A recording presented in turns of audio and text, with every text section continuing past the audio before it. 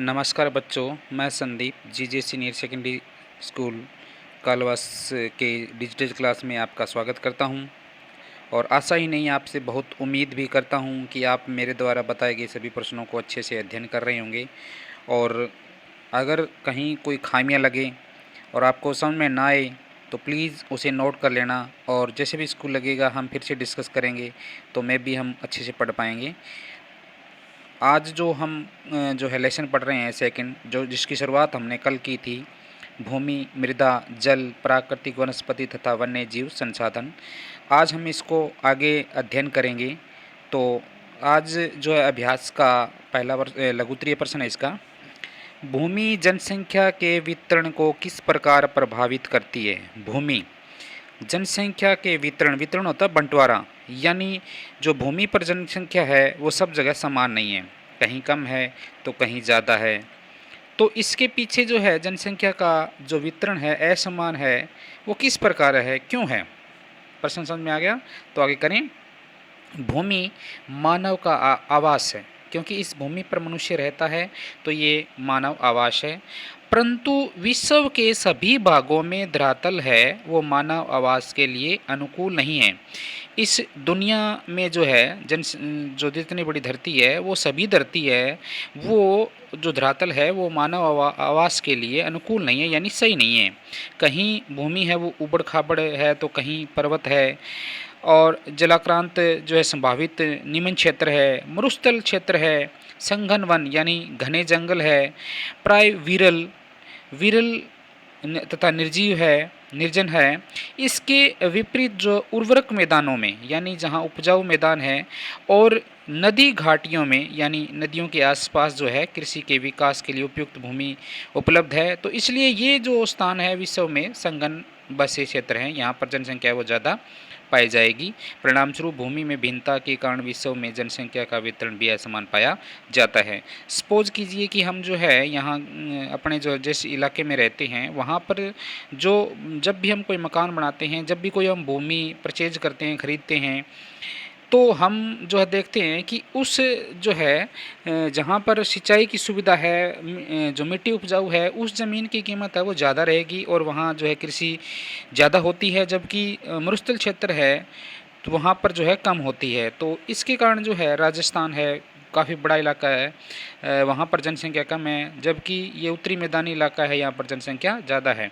तो ये जनसंख्या का जो है वितरण का कारण है। भूमि उपयोग से क्या अभिप्राय है? इससे कौन कौन से कारक प्रभावित होते हैं? भूमि का उपयोग, यानी भूमि का उपयोग है हम विभिन्न कार्यों के लिए करते हैं। भूमि पर जो है मनुष्य अपने रहने के लिए घर बनाता है, कृषि करता है, वानिकी यानी वन उगाता है, खनन खुदाई करता है, आदि कार्य करता है।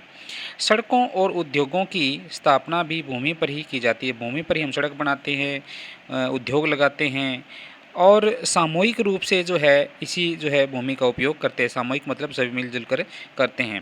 जैसा कि आपका ये चित्र दिखाई दे रहा है, इसका जो पहला चित्र है, जनसंख्या जब कम थी तो यहाँ का क्षेत्र देखो कितना साफ सुथरा था। उसके बाद जनसंख्या जब बढ़ी तो 2 नंबर जो चित्र है उसमें देखो, और उसके बाद जो है जनसंख्या और बढ़ी तो जनसंख्या जो है ऐसे हो गई, और जब जो है और जनसंख्या बनी बढ़ी तो जनसंख्या से जो है महानगर बन गए। यहाँ भीड़ भड़ाका वाला इलाका दिखाया गया है। तो आगे है इसी में कि भूमि उपयोग को प्रभावित करने वाले कारक। तो भूमि के उपयोग को भौतिक और जो है मानवीय दोनों प्रकार से इसको प्रभावित करते हैं। भौतिक कारकों में स्थलाकृति, यानी धरती की जो आकार कैसा है, उबड़ खाबड़ है या मैदानी है, तो ये जो स्थलाकृति होती है। मृदा यानी मिट्टी कैसी है, जलवायु यानी वहाँ उस क्षेत्र की जलवायु कैसी है, खनिज पदार्थ है कि नहीं वहाँ पर, जल की उपलब्धता शामिल है कि नहीं वहाँ पर, और जनसंख्या और जो है प्रौद्योगिकी को यानी टेक्नोलॉजी है वो भूमि उपयोग में महत्वपूर्ण मानवीय निर्धारित करता है। इन्हीं कारकों में परिवर्तन से भूमि उपयोग का प्रतिरूप है वो बदलता रहता है। नेक्स्ट प्रश्न है आपका, निजी भूमि तथा सामुदायिक भूमि में अंतर स्पष्ट करो। नाम से ही पता चल रहा है निजी और सामुदायिक। निजी भूमि में जो है कौन सी भूमि लेंगे? निजी भूमि पर किसी व्यक्ति या व्यक्तियों के समूह का स्वामित्व होता है। जो अपनी खुद की भूमि होती है उसको निजी भूमि बोलते हैं। तो जिस भूमि पर जो है किसी व्यक्ति या जो है व्यक्तियों के समूह का स्वामित्व हो, मालिक उसका जो है या तो एक व्यक्ति हो या एक से अधिक जो है 2-4 व्यक्ति जो घर में हैं वो उसके मालिक हो सकते हैं। इसके विपरीत जो है सामुदायिक भूमि पर किसी समुदाय का साझी भूमि मानी जाती है। यानी एक समुदाय के अंदर जितने भी लोग आते हैं, सामुदायिक भूमि में सारे जो है उसी की साझी भूमि मानी जाती है। वो साझी का मतलब सबकी समान भूमि मानी जाती है। सामान्यतः रूप से जो है इसका उपयोग समुदाय से संबंधित सभी लोग जो है समान रूप से करते हैं। यानी जिस सामुदायिक भूमि की जो है उस भूमि का प्रयोग है वो उस समुदाय के सभी लोग मिलकर करते हैं। वे जो है यहाँ से चारा इकट्ठा कर सकते हैं, फल इकट्ठा कर सकते हैं, नट औषधियाँ यानी दवाई जड़ी बूटियाँ ये जो है इकट्ठे कर सकते हैं। सामुदायिक भूमि को साझा जो है संपत्ति संसाधन भी कहा जाता है। तो यहाँ से सारे जो है मिलकर के उस समुदाय के जिस समुदाय की जो भूमि है वो सारे मिलकर के वहाँ से इकट्ठे करते हैं। तो आज के लिए इतना ही। जय हिंद, जय भारत। कल फिर मिलेंगे नए चैप्टर नए क्वेश्चन के साथ। तब तक के लिए